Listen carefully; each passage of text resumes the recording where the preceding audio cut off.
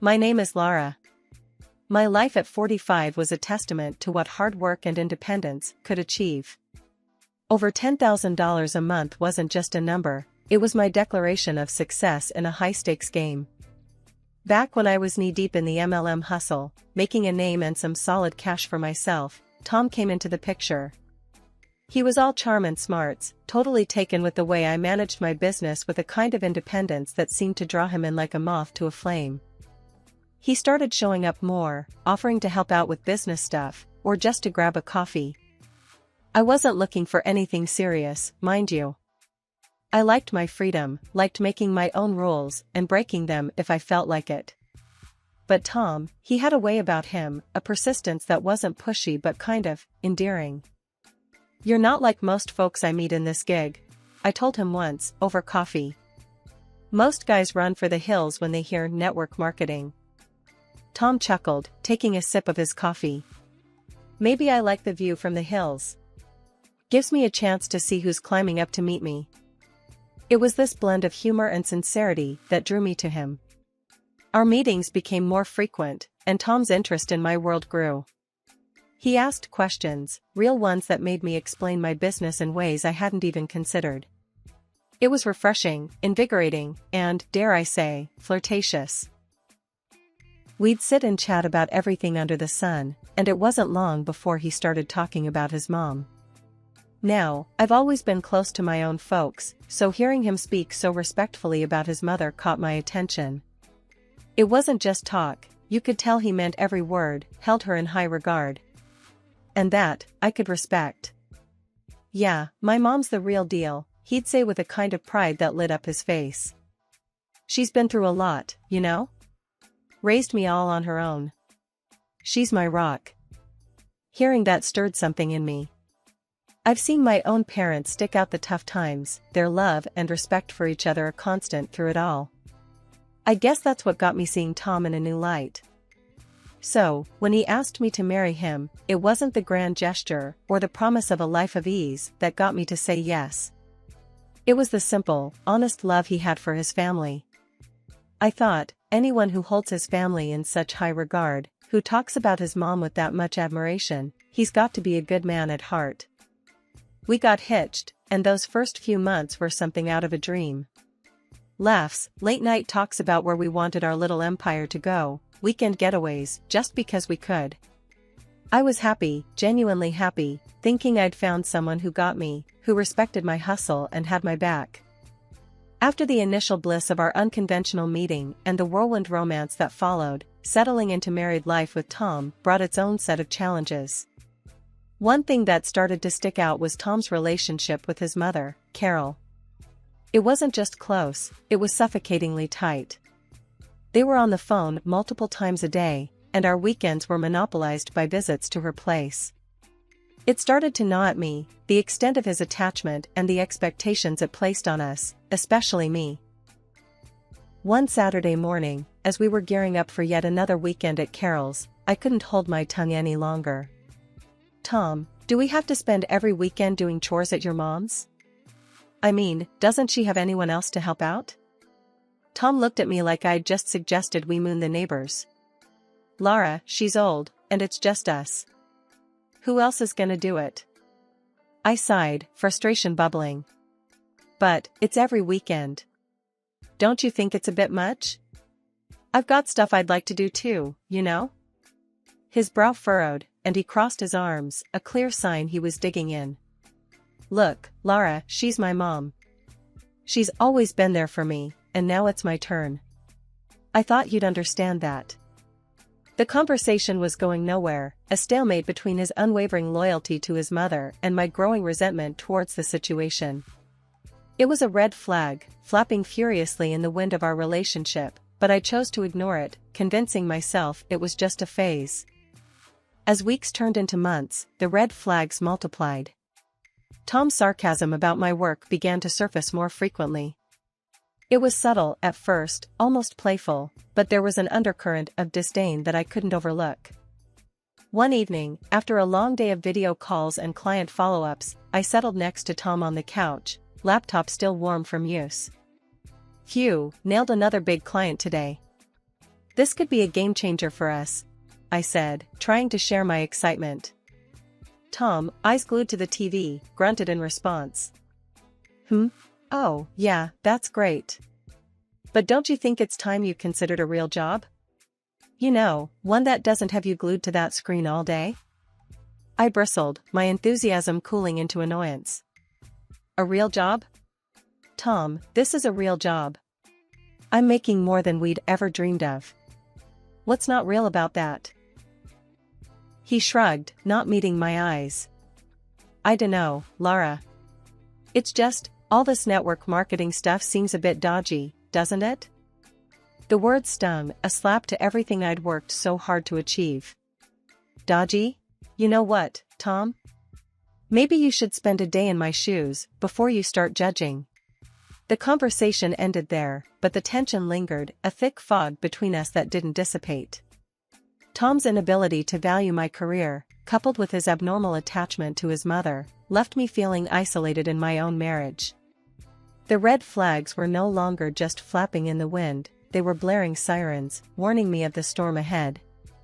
Yet, I pressed on, hoping for a change, clinging to the memories of our early days.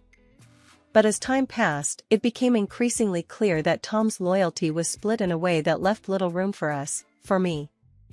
The endless weekends at Carol's, my mother-in-law's place, had turned from a mild inconvenience into a full-blown chore. Every visit was the same routine: sit at the dining table, nod along to Carol's lectures on housekeeping and the importance of saving every penny, and watch Tom hang on to every word she said as gospel. It was like stepping back in time, and I was wearing thin. One such afternoon, as Carol went on about the virtues of homemade meals over eating out, Tom chimed in, his voice laced with that now familiar sarcasm. Yeah, Lara, maybe you should take a page out of Mom's book. All that time on your computer, and what do you have to show for it? A strange business that no one understands. I felt my cheeks burn, a mix of anger and embarrassment. Tom, we've been over this. My strange business is paying our bills, and then some. I'm working, not playing around on the internet. He scoffed, shooting a look at Carol, who wore a smug expression. A real job doesn't have you stuck at home all day. It's about getting out there, dealing with real people, not just numbers on a screen. The jab stung, more so because it was made in front of Carol, who nodded in agreement as if she had any say in our finances. I bit back the retort on the tip of my tongue, realizing it was futile. Tom was echoing his mother's outdated views, and there was no winning against a united front. Feeling isolated and misunderstood, I decided to seek refuge with my parents. They were old school in their own way, but they understood the value of hard work, regardless of the form it took. Their reaction to Tom's criticisms was a mix of anger and disappointment. Lara, it's clear he's jealous, my dad said, his brow furrowed in concern. Envious because you're succeeding without having to trudge to some office every day. Don't let his insecurities drag you down. My mom nodded, her hand squeezing mine. You're doing amazing, sweetheart. Tom needs to see that. He's supposed to support you, not tear you down. Their words were a balm to my frayed nerves, and with a renewed sense of resolve, I returned home, hoping to clear the air with Tom. But what awaited me was far from the reconciliation I'd hoped for. Tom was livid, pacing the living room like a caged animal. So, you ran to your parents to complain about me? About us? He accused, not even bothering to greet me. I was taken aback by the intensity of his anger. Tom, I needed some perspective. They're my parents. Who else am I supposed to talk to? His laugh was harsh, void of any humor. Perspective? Or you wanted them to take your side, tell you how wrong I am? They're poisoning you against me, Lara. That's not true, and you know it, I countered, my own anger rising. They're worried about us, about how we're not communicating. It's not about taking sides. But Tom wouldn't hear it. No, it's always about sides with you. Your business, your money, your parents. What about me, Lara? When do I get to be a part of this marriage? Eventually, the tension cooled, and we found our way back to a fragile truce, but the cracks remained, widening with every sarcastic comment, every dismissive gesture. The air was thick with tension, the kind that settles in your stomach like a bad meal, as we sat around Carol's, my mother-in-law's, cluttered dining table. As usual, Tom and Carol were in their element, a duo of traditional views and thinly veiled jabs at my expense. Today's topic of choice, once again, geared towards the proper roles in marriage, a well Carol seemed to draw from endlessly. "You know, Laura," Tom started, his voice laced with that familiar patronizing tone, "Mom's right. There's more to being a wife than just making money. Maybe it's time you started focusing on what really matters." I clenched my fists under the table, my patience wearing thin. "And what, according to you, really matters? Cleaning? Cooking? Being at your beck and call?" Carol jumped in, her voice sharp. "Exactly. It's about making a home, caring for your husband. Not glued to a screen all day. I know plenty of women who'd be more than happy to take your place, ones who understand the value of a proper marriage." The audacity of her words struck a nerve. "Oh, is that so?" I shot back, my voice rising despite my attempts to keep calm. "You think you can just replace me with some step-forward wife who fits your outdated idea of a proper marriage?" Tom's allegiance was clear as he nodded along with his mother's cruel suggestion. "Laura, you're missing the point. It's not about replacing you. It's about what's best for us, for our family." "Best for us? Or best for you and your mother?" I countered, feeling the weight of their united front. Since when did our marriage become a three-person decision? The humiliation of being openly discussed as replaceable, as if I were nothing more than a poor fit in their perfect world, was a new low. Feeling cornered and outnumbered, I pushed back from the table, my chair scraping loudly against the floor. "You know what? If you're so convinced you can find someone better, then maybe you should," I spat out, the hurt evident in my voice. Tom looked taken aback, as if he hadn't expected his words and his mother's to cut so deep. But the damage was done, the line drawn in the sand. "I thought marriage was about partnership, support, and love. Not constant criticism and unrealistic expectations," I said, my voice steady despite the turmoil inside. There was a heavy silence, one that spoke volumes about the state of our relationship. As I walked out of the room, the sound of my footsteps echoed, a resolute declaration that I wouldn't be belittled or demeaned any longer. After the last blow-up, I was done. Done with the weekend cleanups at Carol's, done with the moralizing, just done. Tom tried to guilt-trip me about it, calling me selfish, saying I didn't care about family. But I wasn't having any of it this time. I had reached my limit. Then came the day that broke the camel's back. I noticed our joint account was bleeding money, a lot of it. Money we'd been scrimping and saving for a new car, our dream car. My heart raced as I logged into our online banking, only to see a massive transaction that nearly wiped us out. I confronted Tom the moment he walked through the door. "Where's the money, Tom?" "The car fund, it's practically gone." He couldn't look me in the eye. I had to use it for something important." "Important?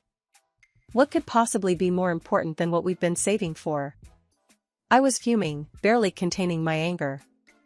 "It was for Mom's trip, her dream cruise to Europe." He mumbled it out like a confession. I was stunned into silence for a moment. "You used our savings? For a cruise? Without even asking me?" I couldn't believe what I was hearing. Tom finally faced me, his expression a mix of guilt and defiance. "I thought you'd understand. It's her dream." "Her dream? What about our dreams, Tom? What about our plans?" I was shouting now, my voice echoing off the walls. He had no answer, just stood there looking pathetic. That's when I decided to take matters into my own hands. I called Carol, hoping, maybe foolishly, that she'd see reason. "Carol, this has to stop. Tom used our savings for your trip. This is a mistake. You need to cancel it. I said, trying to keep my voice steady. Her laughter over the phone was like acid. Cancel? Why would I do that? It's a gift from my son. And as for the money, dear, I'm sure you can earn it back. The contempt in her voice was palpable. You're not even going to consider it? After everything, this is how little you think of me? I was grasping at straws, but I had to try. Listen, darling, I'm not refusing a trip of a lifetime. And if you're not happy, well, Tom's already prepared for that too. Check the desk drawer, she said, her voice cold. I hung up and went straight to the desk, my hands trembling. There, among bills and old receipts, were the divorce papers, signed and ready to go, as if Tom had been planning this all along. My heart wasn't just broken, it was pulverized. I signed them, my hands steady, but my soul in turmoil. Packing my bags felt like I was erasing a part of my life, a part one once cherished. As I zipped up the last of my luggage, Tom finally spoke up. His words were a cold dagger. I saw how you talked to my mother. No respect. You don't deserve to be in this house. You don't deserve me. His words hit me like a slap. The arrogance. The conceit. To think he saw himself as some prize, worth fighting over, after everything that happened. It was laughable, if it wasn't so tragic. Yeah? Well, maybe I don't want to deserve a man who thinks so little of me. Who values his mother's happiness over his wife's. My voice was calm, but inside, I was a whirlwind of emotion. Tom just shrugged, a smug look on his face. Good luck finding someone who'll put up with you like I did. I shook my head, disbelief and anger mingling. Trust me, Tom, the only thing I'll be looking for is peace. Something you and your mother never gave me. Leaving that house, I felt a weight lifting off me. It was the end of one chapter and the start of another. Driving to my parents' house, the emotions were overwhelming. But as soon as I saw the familiar front door, a sense of relief washed over me. This was home. This was where I belonged. My parents were shocked at first, but their support was unwavering. You're back now, and that's all that matters, my dad said, his voice firm and comforting. Mom was more fiery. Let him live with his mother if he loves her so much. You'll find peace now, without their constant badgering. And she was right. I threw myself into my work, my independence blossoming in the absence of Tom's and Carol's criticism. Saving money became easier without the drain of their demands. Slowly, I started to build a life for myself, one where I was in control, where my achievements were celebrated, not belittled. Living with my parents again, I rediscovered what support and love felt like. It wasn't long before I was able to move into my own place, a small but cozy house that was all mine. No Carol to judge me, no Tom to disappoint me. Just me, my work, and the peace I had longed for. Reflecting on everything that happened, I realized Tom was no prize. The real prize was finding myself again, rebuilding my life on my terms.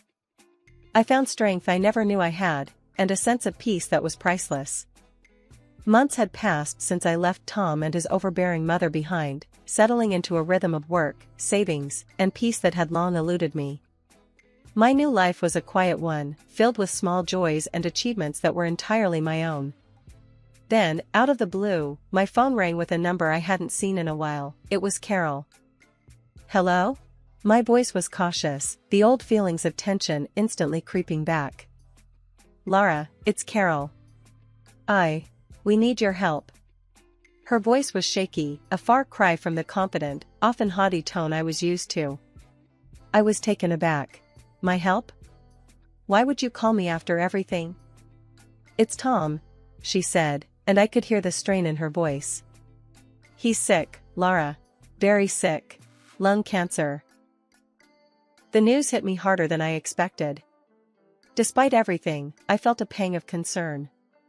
I'm sorry to hear that, Carol. But why are you telling me this? Because he needs you, Lara. He needs your support, your forgiveness. We need the money for his treatment. You were always the one who managed to pull things together, she pleaded. I was stunned into silence for a moment. The audacity of her request left me speechless. You want my money? After you practically pushed me out of your lives? Carol's voice hardened. You can hold on to your grudges, Lara, but this is life and death.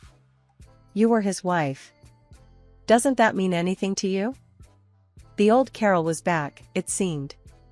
Being his wife didn't seem to mean much when you two were scheming behind my back, I retorted, my initial shock turning into indignation. Lara, please. I wouldn't be calling if there was any other way. Think of the good times, of what you had with Tom. She tried to soften her tone, playing on my emotions.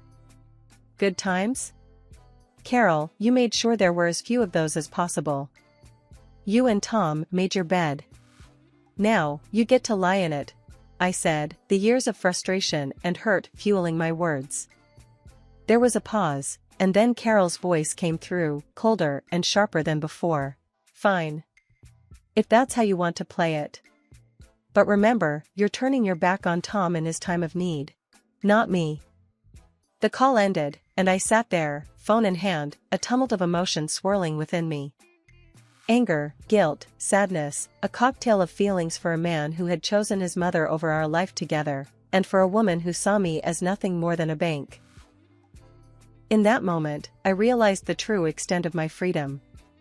I was no longer bound by their expectations, their demands, or their crises. My life was my own, built on my efforts, my sacrifices. The call, unexpected as it was, served as a stark reminder of the life I had left behind, a life filled with manipulation and emotional blackmail. As I put the phone down, a sense of resolve settled over me. My departure from Tom and Carol's lives was not just a physical one, it was an emotional and financial break too. I had moved on, building something that was entirely mine, free from their shadows. I started diving into investments, reading up every book and article I could get my hands on, and slowly, I began to see the fruits of my labor. My world became numbers and trends, a far cry from the emotional turmoil I left behind. Word got around, as it always does, about Tom's worsening condition and how Carol was barely managing. They'd blown through whatever savings they had, living a life far removed from the comfort they once knew. And Carol, ever the martyr in her own story, made sure everyone knew how I abandoned them in their time of need, painting me as the heartless ex-wife. I heard these rumors from Jenna one afternoon over coffee. She hesitated before telling me, probably expecting me to react. But the truth was, I felt nothing but a distant pity for them. Can you believe it, Lara? Carol's out there telling anyone who'll listen about how you left them high and dry, Jenna said, her voice tinged with disbelief. I shrugged, taking a sip of my coffee. Let her talk, Jenna.